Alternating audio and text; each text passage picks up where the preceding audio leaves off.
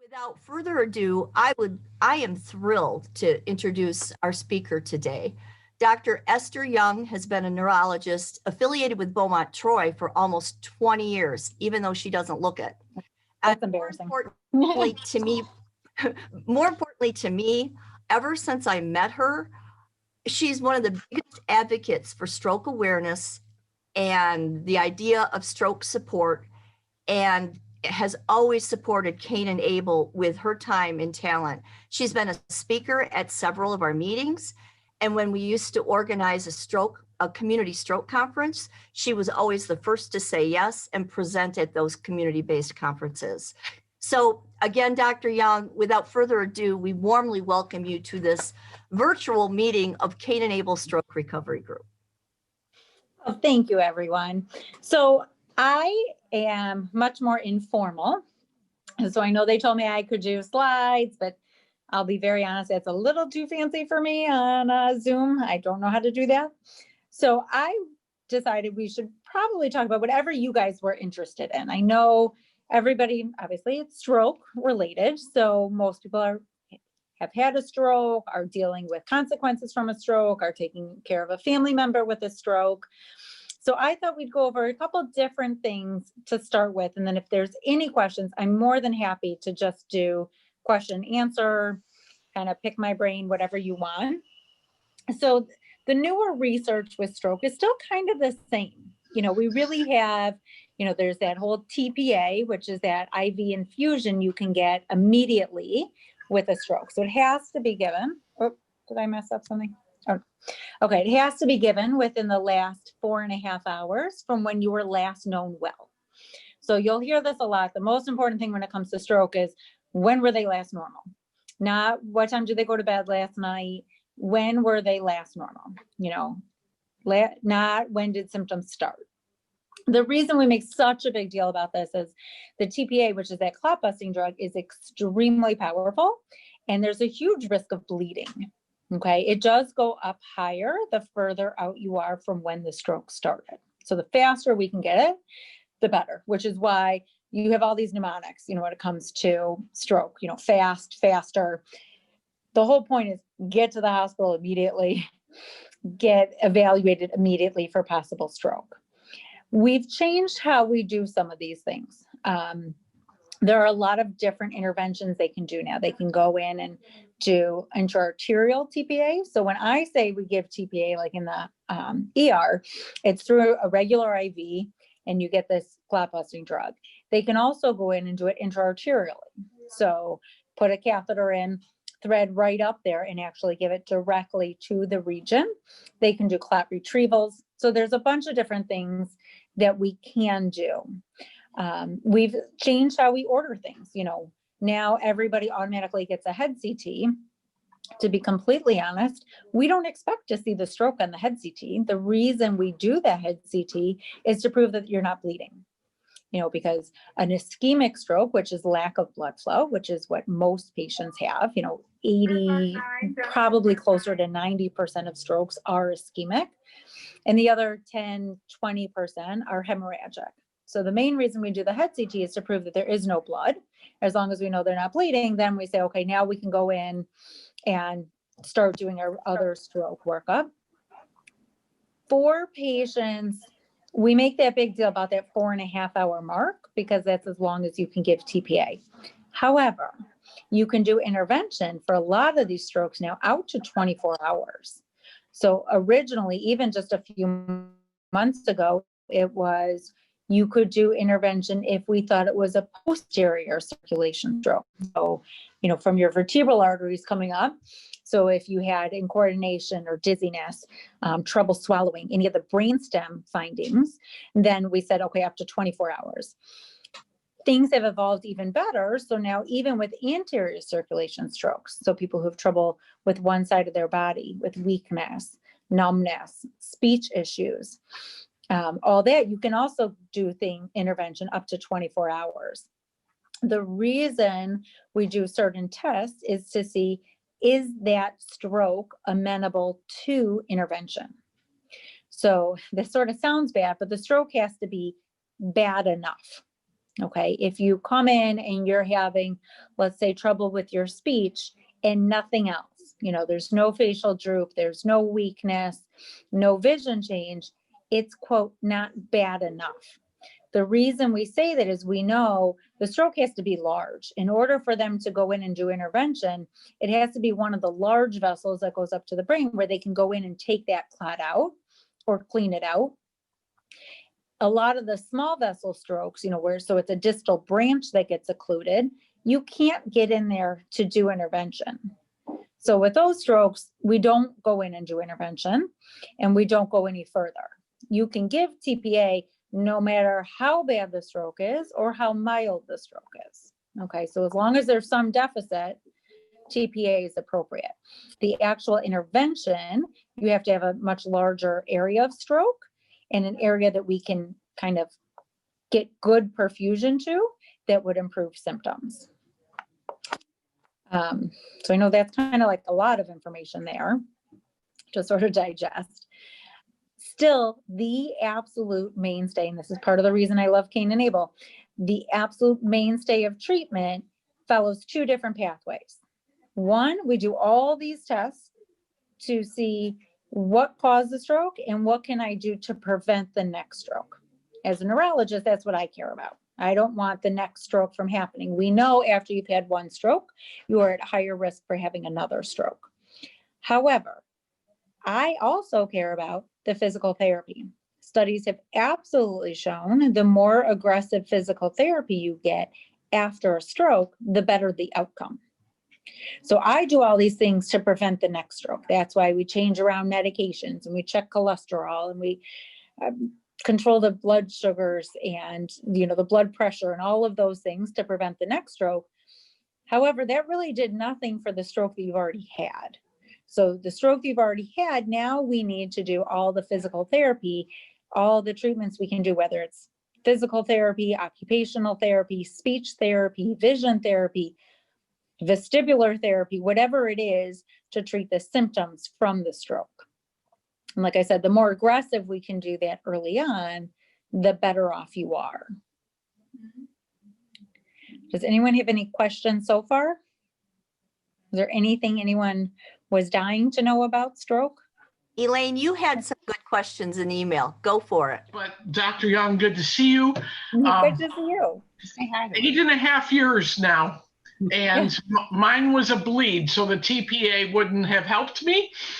Correct. And I know that, and let's just say that I am thrilled to have you continuing to keep us up to date on what are the new technologies going on as far as treatment goes afterwards to prevent another. That was my greatest concern. The anxiety of having another one. And that is extremely normal. Most people are quite anxious after they've had a stroke. It's really hard to explain to someone. The risk for recurrent stroke really doesn't go down until we hit 5 years. The only way to hit 5 years is to wait 5 years. Yeah. So there's not much to do other than wait. Obviously, for the ischemic strokes, so not yours, but for the ischemic strokes, it's a matter of making sure they're on some sort of antiplatelet or anticoagulant if there's a reason to, so that they're not at risk for stroke again. Controlling the sugar, controlling the blood pressure, cholesterol. When it comes to hemorrhagic strokes like yours was, it's really a matter of finding out, why did you bleed in the first place? Was there an underlying tumor that's at it? Usually that's not the case. The most common reason would be hypertension. So the blood pressure was high and it's controlling that blood pressure, making sure that we get that blood pressure down so that it doesn't spike again. Hopefully that won't happen again. Really, the best thing that I can tell patients to do is stay active. Physical inactivity is a big risk factor for stroke. So the more active you are, the less the likelihood of you having another stroke. There are certain risk factors you cannot control. Age, unfortunately, every day everyone gets older. So we cannot prevent that. Being a female puts you at higher risk, especially as you get older. There are certain things, like I said, you cannot control. Family history, things you can't change, but all of the things that we can change, we do want you doing. So staying active, controlling the blood sugar, blood pressure, cholesterol, those are huge things, especially both for hemorrhagic and for ischemic strokes. I just wanted to say that as the resident speech pathologist, I agree with you fully that staying active is critical. Is there anything new for the tremors? Unfortunately, right now, no. No, huh? Because I know we've tried a whole bunch of different things in you. Right. And there really, as of right now, there isn't anything. I think hopefully in a few years there might be. There was that little quick run where we had a couple of new drugs that hit the market, but none of them really worked great for you. Unfortunately, with a lot of these, when it's caused by a stroke, so I don't know if everybody knows Frank, but probably, he's got these abnormal movements that are from the stroke. So they mimic a movement disorder. And when it's a movement disorder, usually it responds better to medications. Not perfect, but usually better. When it's from a stroke, it's harder because that area is infarcted, it's dead tissue. And that's really what caused it. So we've always tried, and I will continue. If there's new medicines, hopefully someone out there will let you know too. But if there's anything new, we would let you know. But unfortunately, a lot of times when it's come from a stroke, it's really hard to treat. No different. So we see that, which is pretty rare, what you have. More commonly, you can see like after a thalamic stroke, people can have a lot of pain. You can get like a post-stroke pain syndrome. And so whatever side they were weak on, they have a lot of pain with. And it's nerve pain, but it's because of that infarcted area. And that also is a little more difficult to treat than just regular neuropathic pain.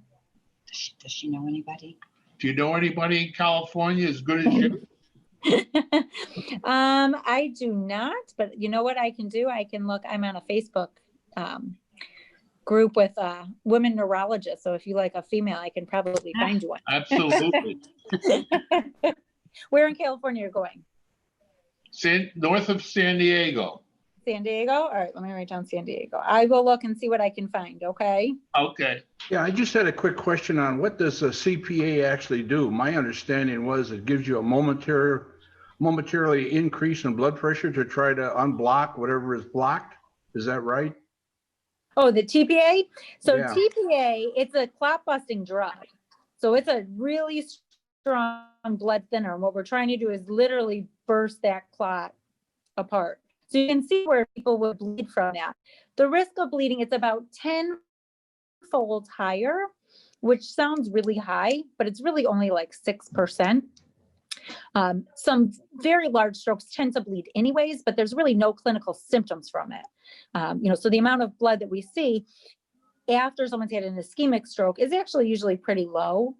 I think if we really checked everybody, and did another head CT for a large stroke, the next day, which we don't normally do, we would see more bleeding, but it doesn't create any problem because if you bleed into an area that's already dead tissue, it's not really going to change the exam at all. But so what TPA is, it's a clot buster, just to break apart that clot. That was a great question, Paul. I was thinking too, when Frank mentioned his movement disorder and his problems with excessive movement, a lot of questions come up throughout the years about managing spasticity and tone issues. And I know in the old days, I've been an OT for 40 years. In the old days, they didn't even use Botox really for managing spasticity. But Dr. Young, can you address that topic? Yeah. So with spasticity, is just this increased tone, which happens very commonly. If you think about it, when you can't move a limb, so let's say you've had a stroke, usually right after the stroke, you can't move it at all. It's completely flaccid. You go to lift it and it's just like dead tissue. Later on, it becomes very stiff and rigid. And that's where you can get contractures and things like that. So for the true spasticity, which is that increased tone, there are some medications, there's things like Botox or Baclofen, which is an anti-spasticity type medicine. You can use pure muscle relaxants. The problem with a lot of those is if it's caused by a stroke, the stroke's only on one side of your body. So you only have that increased tone on one side, and I'm giving you something orally that's going to work everywhere. Well, now that's great. This, side that was real stiff is better, but now your side that was good is a little bit weak, and it's finding that happy medium. The nice thing with Botox that you can do is that gets injected directly into the muscle to deaden, essentially deaden the muscle. Therefore, you won't have such increased tone. It does work really well. The hardest issue with Botox is it depends, if it's your whole side, you can't really Botox the whole side. I mean, that would cost, first of all, it would cost $1 bazillion. And it would be kind of painful, to have to do every single little muscle. For example, when we do Botox for migraine and we're just doing, kind of like the head and a little bit in the shoulders, it's 31 shots. If I'm trying to get somebody's whole arm, or whole leg, you're talking about a ton of Botox, that's not great. And this Botox that we use it's the same exact Botox, but the way we give it is differently for spasticity. You have to use it with like a EMG guidance. So you see where the muscle is real tight, and that's where you put it in. It also works for contractures. So, sometimes if the hand's weak, it tends to curl, for example, and then you get this contracture where you can't even open the hand. Not only do they not have the strength to open the hand, you can't physically do it because of that increased tone. So there's other tricks, and this is where, we put a lot on the physical therapist, occupational therapist, put them in braces right away so that their hand doesn't get crumpled like this, keep their fingers out straight. All the OT, people laughing like, this is stupid. Why am I even, I'm just squeezing. This isn't really doing anything, but you'd be surprised. Any of that movement is doing a lot, and it's keeping that muscle tone down, so that you don't end up with that spasticity, because unfortunately it's painful. Not only can you not move, but it's painful. And then it's more difficult. Imagine if your arm's like this and it's wintertime and you have to put a coat on or a shirt on. How do you get the shirt, maneuver it around if you can't even straighten the arm out at all?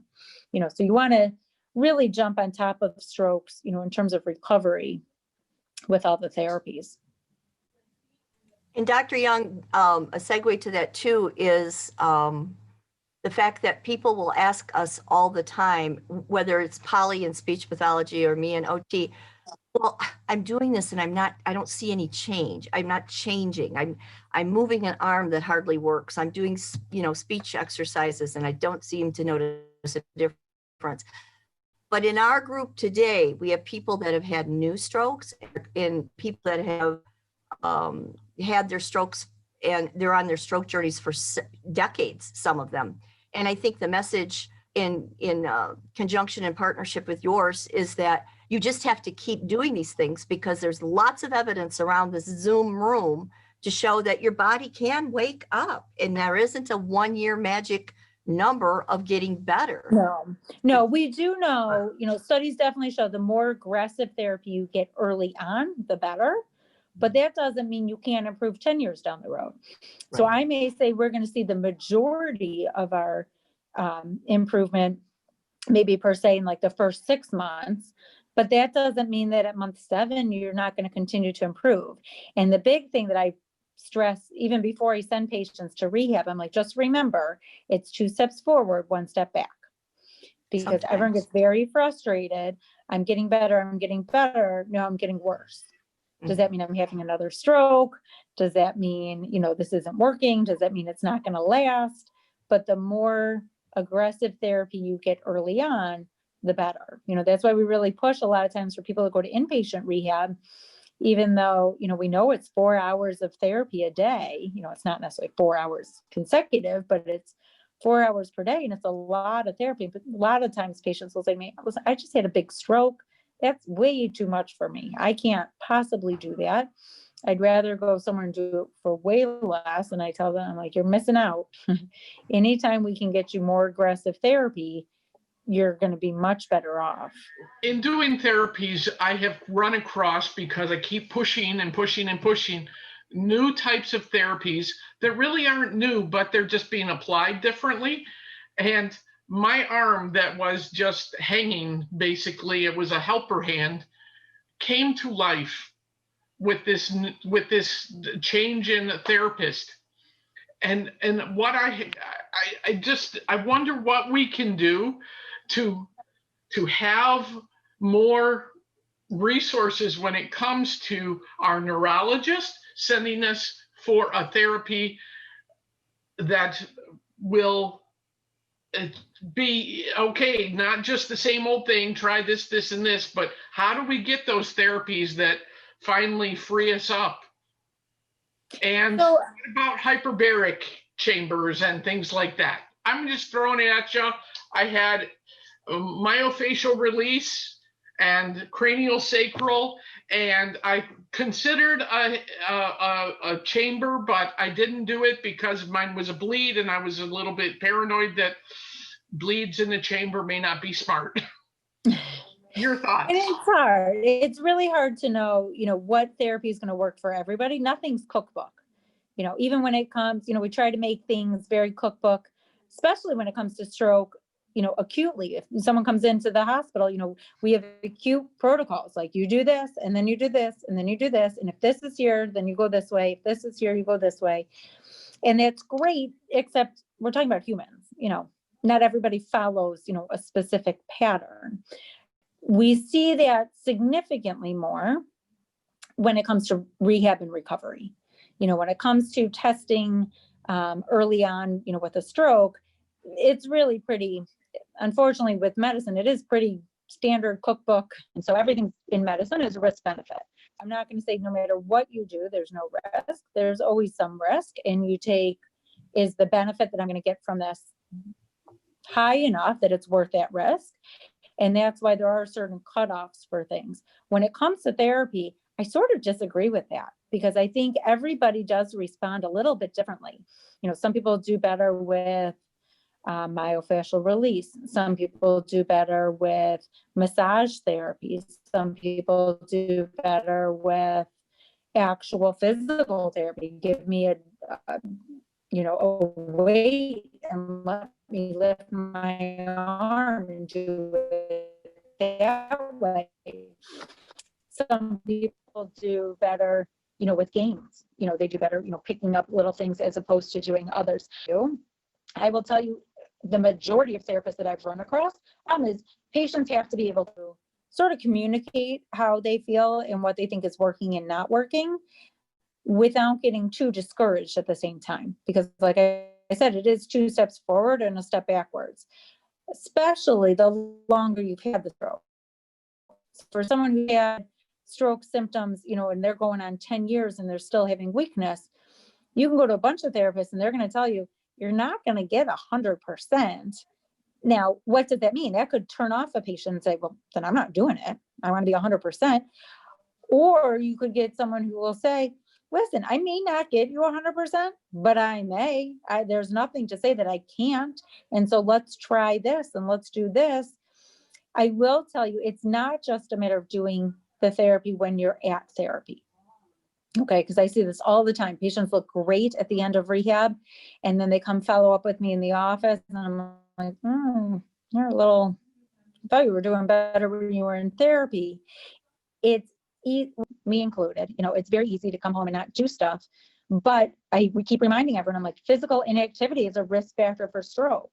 If you want to know that you're not going to have another stroke, you have to do your part as a, in addition to the medicines part and in addition to everything else, you have to stay active. You have to keep doing all the therapies that they've given you.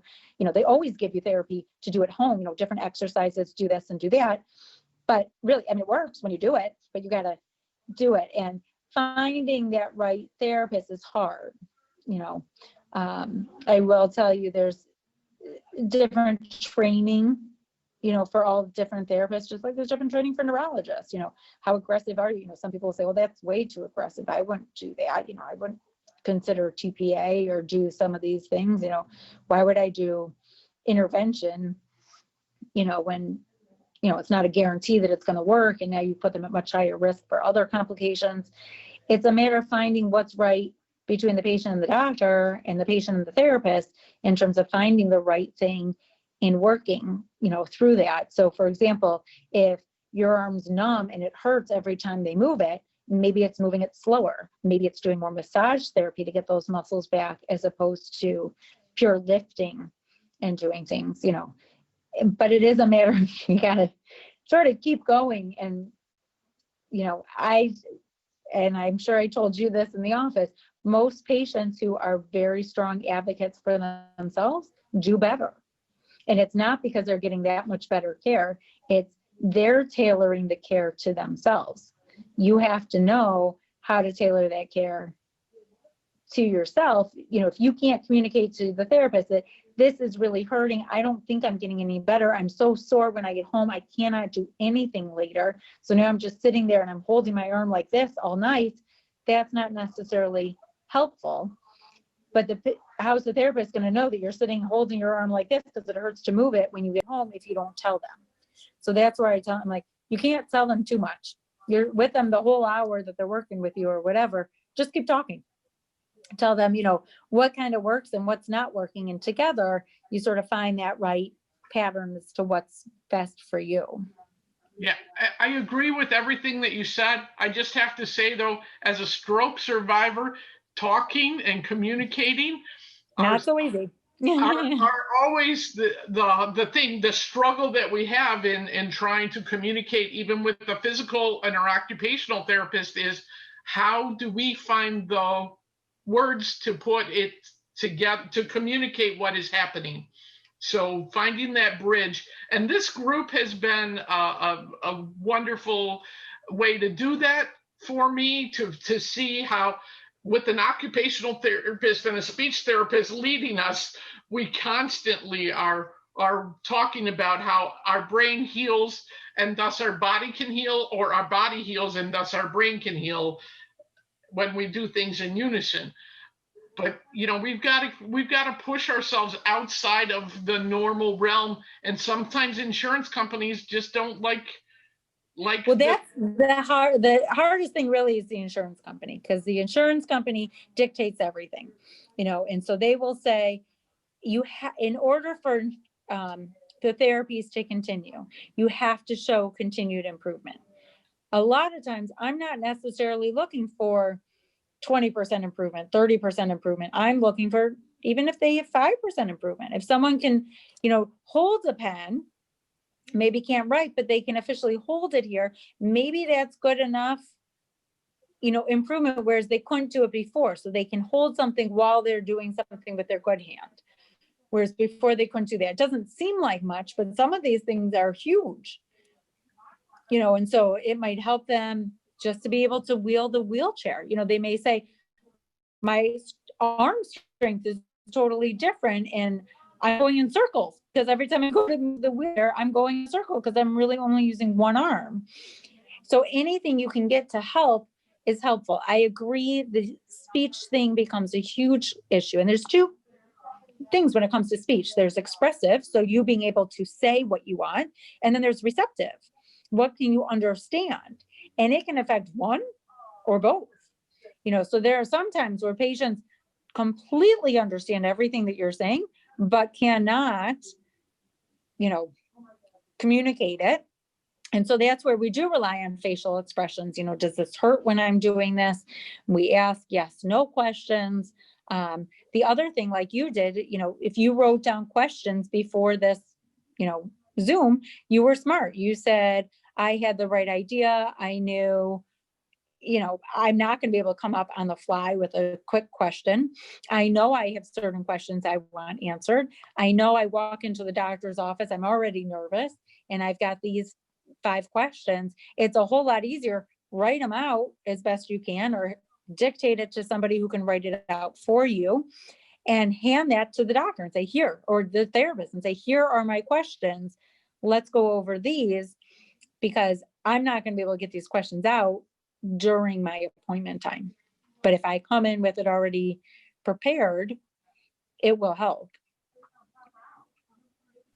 That's an excellent point. That's an excellent point. And I'm glad you were able to make that in this meeting, especially since we have members that are newer in their journeys and some aren't, but it's always good to hear that message. Does someone have a question? Can we hear from someone that might not have had a chance to ask a question yet? Polly. I just wanted to add another component to the communication issue in therapy. For the aphasic patient or the cognitively impaired patient, it's very difficult not only to communicate in general, but particularly when you're in the middle of physical activity. The two conflict with each other. You have to do one or the other. You can't do both, and that can be both frustrating and annoying for the for the poor therapist who is doing the best they can, but doesn't realize that she has to stop what she's doing and let the patient compose their thoughts and give them the time that they require. Thanks, Joyce. Hi, everybody. Hi, Dr. Young. Hi. Hi, my wife Lisa had 4 strokes 3 years ago. I know my mom. And in particular, we have a question regarding treatment at the hospital after her second 2 strokes. Putting the legal side away from this, about 10 days in the hospital, they dropped her and she hit her head and suffered 2 more strokes. She had a dissected vertebral artery, so it threw 2 strokes, 2 clots. But I was with her immediately after, probably within a half hour, and they refused anything more than a CT. They would not do an MRI, and because it happened to be the night of 4th of July, so evidently there was no neurologist on staff, or they refused to let her see a neurologist. They waited till the next day. So Lisa's always wondered, why would they not run the MRI that night when she fell? To be complete, it's hard to say, obviously not being on the case or knowing exactly. I know at least at Beaumont, they run MRIs, throughout the night. You don't need the neurologist there to run the MRI. MRIs take a whole lot longer. People have always asked, well, why don't we do MRIs over CAT scans? One, CAT scan's much better at picking up blood than an MRI is, especially acutely. So a lot of times, you're doing the CAT scan just to prove that there's no blood first. Why they didn't do it right away, I don't know. The question is, would it have changed things? Yeah. I mean, from a legal standpoint, question from a, I guess from a recovery standpoint is, would it have changed things? With a vertebral dissection, the treatments have changed. So it depends on how long ago this was. We used to do 3.5 like years. IV, 3.5 years. IV. Okay. And so even 3.5 years ago, we weren't really doing IV heparin or anything like that. That was even before then. We used to give these IV, full blood thinners. Because the idea, the dissection, if anybody knows, dissection, a blood vessel is like a straw. And so it's like 3 straws all pushed into one, but you only see 1 straw. And so with the dissection, you get a little flap of that inside part of that blood vessel, and it flaps in. You can see where that, now you're not getting great blood flow, because instead of going through a nice straw, you're getting, this little part where blood can pool and form a clot. And same thing back on this end, as the blood's going this way, you get some blood that sticks here and eventually forms a clot. And if this moves a little, sort of flicks that clot off, and that can cause a stroke. So we used to do blood thinners. Now the recommendation is really just aspirin. You could do aspirin and Plavix together. They're both antiplatelet, which means they make the blood less sticky, but not really a full blood thinner per se.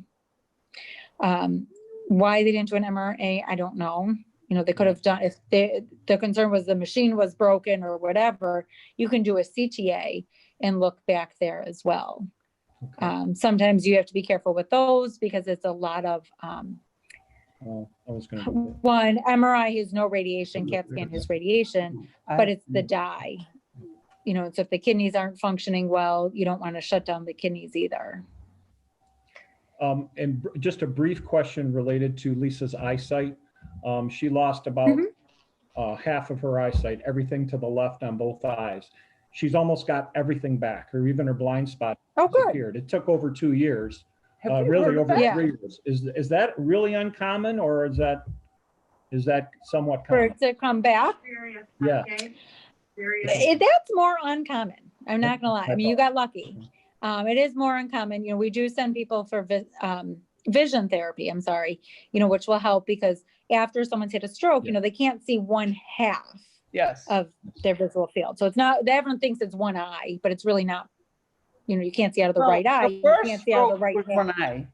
The first stroke was one eye. Yeah. It's after the. No, you can if you have a stroke to the eye. You know, if the ophthalmic artery, which comes off of the No. internal carotid, can do that. She's not It was strictly the understanding. brain. Yeah. The first stroke was half Yeah. this side. And Joyce, one more comment. I'll try to keep it as brief as possible, but I think everybody would appreciate this, and maybe Dr. Young can expand on it.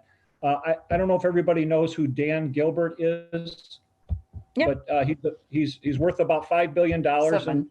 $7 billion, excuse me, and resides here in the Detroit area. And unfortunately, 2 years ago, suffered a major stroke. About a year ago, Cranes announced him as the business leader of the year, and he made his first public appearance. And fortunately, Lisa was able to attend. One of the statements that Dan Gilbert made, since he was getting all his therapy in Chicago, is that he was committed to have a therapy clinic built in the Metro Detroit area comparable to the one in Chicago, because we need to have that type of therapy available to the stroke victims. So with that, I think that's a great sign for all of us.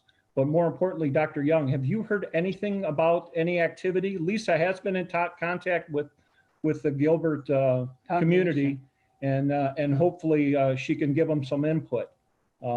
Just a general comment to everybody and to you, Doctor. So I have not heard anything about him funding anything here, but that doesn't mean that he's not. I will tell you, you know, there's different therapies that focus on different things, you know, all the time.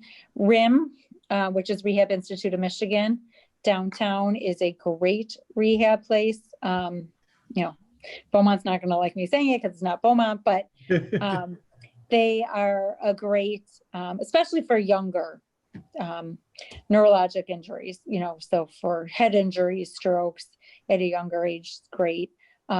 But honestly, I think the therapists at Beaumont are great. I think they're very much stroke trained, neurologically trained. And so they're ready, you know, I think they're good. And I just have to say, of course, I'm a therapist and I'm biased, and I was a Beaumont therapist for many years. So again, I buy it, but my disclaimer statement, but it's real important for those of you on the newer stroke recoveries here, find a neuro-trained therapist. You can't just go to the closest clinic in a strip mall by your house for therapy if you have a stroke. It can make all the difference in the world. And I know Dr. Young supports this because, again, she's been advocate for neuro rehab. It's not the same. You'll get therapy and they might move your arm or your leg, but they don't have the training. So when you do schedule therapy, and you can go back several times, you don't get a one-shot deal. You can go back to therapy several times and have it covered if you've got a change of condition. But you do need to ask if your therapist is neuro certified or has training in stroke rehab, if that's what you're going there for. I wouldn't want to go to a shoulder specialist if I had knee surgery. It's that kind of thing. I totally agree. So this is more specific therapy as opposed to, you know, strip mall. It's fine if you have a, you know, a herniated disc or something that's very basic for physical therapy, you know, where you could go to your internist to take care of that. That's fine. But for something like a stroke, if you think about it, your general internist is not the one treating your stroke in the hospital. You are seeing the neurologist. So you really now need to go to the neuro rehab place to get your therapy. Mm-hmm. And my good friend Tony, again, many of you know him. Either you've had him for therapy or he's spoken. Well, Dr. Young, he's been on the same faculty as you with my stroke cases in the old days. But Tony would always emphasize when he'd come to speak to Arcane Enable Group, even if you have, let's say, an orthopedic based neck problem, you're still a stroke patient. That didn't change. So you can still get an orthopedic condition treated by a neuro trained therapist, because a lot of times those conditions are interrelated. Would you agree with that, Dr. Young? Absolutely. Absolutely. Especially because some of the orthopedic issues you run into, it's because you can't move one side. So one side's more stiff than the other, and therefore your body mechanics are funny. You know, you walk funny per se, because you've got a foot drop, or you're putting more pressure on one side versus the other because of the stroke. And so a lot of times it is a matter of treating the symptoms from the stroke, not just treating the body mechanics that came afterwards. I actually have two questions that are different sources. One of them is with the vision. I have some vision loss, but more specifically in the stuff I can see it, but it takes more concentration. So I read on the Kindle with a really large font, and I can read very, very small font, but I can't read very much of it before I start getting a headache. And I don't know, and it's been 3 years since mine. So is there any specific therapy for that, or just keep using the Kindle with the large font? And then the second one was with psychiatric stuff. I had severe problems with depression and anxiety and things before the strokes. And as I've recovered from the strokes, they keep they kind of disappeared and then came back and have been on a steady increase.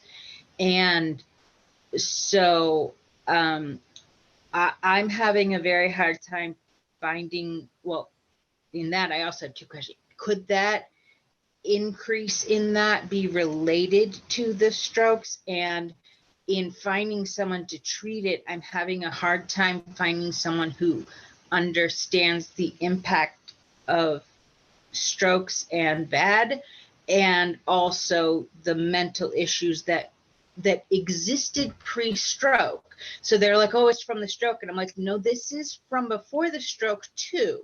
So it kind of feels like it's all mixed together, and I can't find anyone who gets that there's multiple things that need to be addressed. So from a pure neurologic standpoint, you know, I do warn patients after a stroke that there's a very high likelihood of depression. I tend to be pretty aggressive with treating it initially if symptoms are bad. So if symptoms are preventing them from working with rehab and stopping their recovery, then yes, I think they do need to be treated. That doesn't mean they're going to be on an antidepressant for the rest of their lives. That just means right now the depression is taking over their recovery. It is not unusual where someone had depression before. I mean, depression is not an unusual phenomenon. And so I would not be surprised if someone had depression before and it got significantly worse with a stroke. I would expect that. You know, you lost some autonomy, you know, you can't do certain things. You know, so that would be kind of to be expected. The question is, who would really treat that? And I would say, you know, from my standpoint, I'm usually willing to write for, you know, one antidepressant. And if things improve, great. If it's not, then I usually say, okay, this is really beyond my scope, and you really need to see either a therapist or a psychiatrist to go further into that. I am seeing a psychiatrist, and I've already tried multiple. I'm on several, and I'm weaning off and starting new ones. So she has been great, but she only does the medicine side of it, and I need the therapy side of it. Right. And I will say behavioral therapy when it comes to mental health is huge. You know, medicine's only going to get you so far. It's no different than me saying, oh, well, take an aspirin, you won't have another stroke. Well, it will help, But if you add in physical activity and lowering your cholesterol, you're going to be way better.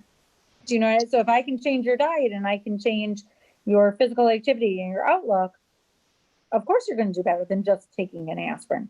No different with depression. You know, the medicine's only going to get you so far. Now you have to work on, well, I guess maybe demon isn't the right word, but what are these demons inside of you? What are these thoughts that you have inside of you, and how can we change some of that thought process, you know, so that that doesn't happen? Now, in terms of the vision, you know, if you can only read larger print, there's no harm in that. Then read the larger print. You can always test yourself over time and say, okay, I have the font set at whatever, 50, you know, whatever it's set at, and then say, okay, well, tomorrow I'm going to take it down to 48 and see, you know, if it's still clear, perfect. Then I'll stay at 48 for a while. And if I'm doing great there, then I'm going to go down to 46, you know, and you can change it over time. You may not be able to come down. You may need just a larger font, which is not the end of the world. As long as you can see and make it work, I'm okay with that. My thing is that I can see on the Kindle, it goes from size 1 to size 14, and I can read size 1, but it takes more work. And if I'm reading for pleasure, I'm reading it at size, I was at 13 and have moved to 11 for just a constant basis. But if I have something that I need to skim through, I will try it on 6 for a while. It goes up and down and up and down, but the overall like long-term improvement. And if I'm gonna go back to work, I cannot read everything on Kindle. I was an attorney. I'm going to get things given to me in PDF and in paper that I don't have a choice but to read it. Well, there's different thing, you know, I would talk to the vision therapist, but there are different things, you know, whether it's a magnifying glass that you have, or you can stick papers like underneath. They make different machines, you know, to increase the size so you can see it. Mm-hmm. Yep. There are people. No, I'll be honest, as a neurologist, you're out of my fields, but there are people in our group that have found counselors that actually, I wouldn't say they specialize with their care and their practice in counseling with people with neurological problems, but there are certain counselors out there that see a high number of patients with neurological issues. And I've been told by several people that have used certain people in counseling that it really does make a difference. And also, Able Zone is a really great store in the Troy, Rochester area. And you should go it's all free. Make an appointment with Kathy and then go and play with her assisted visual aids and figure out if that could be helpful. And then have you tried vision therapy, Jocelyn? Not specifically. I've had the physical and occupational, and then I've done speech both for actual speaking and then for all the different cognitive aspects. And visual is a different ball game. I think that's why Dr. Young made sure that she mentioned it when she was talking about resources, right, Dr. Young? Yep. And do we have information resources on that through Enable or something? Yep, I can give you information outside this meeting. Absolutely. I'm glad it came up because it's a real important part of recovery if you need it. I have a real good one. Yeah, Lisa. That's the thing about Cain and Abel. Somebody can help you. Right. We got a database right in front of us of lots of resources. Good questions, Jocelyn. Does anyone else have a question? Yeah, I have a question. I find this very, very interesting. And Doctor, I'm so glad you joined us. Bill has had a stroke, an ischemic stroke.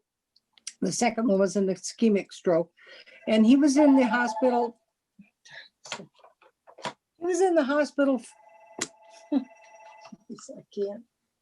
I just can't seem to stop this phone from ringing today. anyway, he was in for 7 days on the 7th floor at Beaumont, and he did very, very well. And that 4 hours of therapy is wonderful. Yeah. And after he got out, we went to a regular physical therapist group. And I'm wondering, is there a neurotherapist around here in Troy that would specialize in stroke? Yeah, I think at Beaumont they have it, right across the from the hospital. Yes, yes. We can give you that information outside the meeting. that- Yes, That's where we go for the speech therapy. It's in there. yes. Same building, the RDC. Yep. RDP. Give you specific names if you'd like. Well, on behalf of all of our Kate Enable group via Zoom, Dr. Young, we are so grateful that you took time away from your busy day. It's always a pleasure to see you. It's always a pleasure to have you share what you know. And we thank you for your continued support of Kate Enable. Thank you. Absolutely. Thank you, guys. You guys have a wonderful day. You too. Thank you. Bye. Thank you for watching this video. For more information, visit us at www.caneandable.org or call us at 248-964-4222.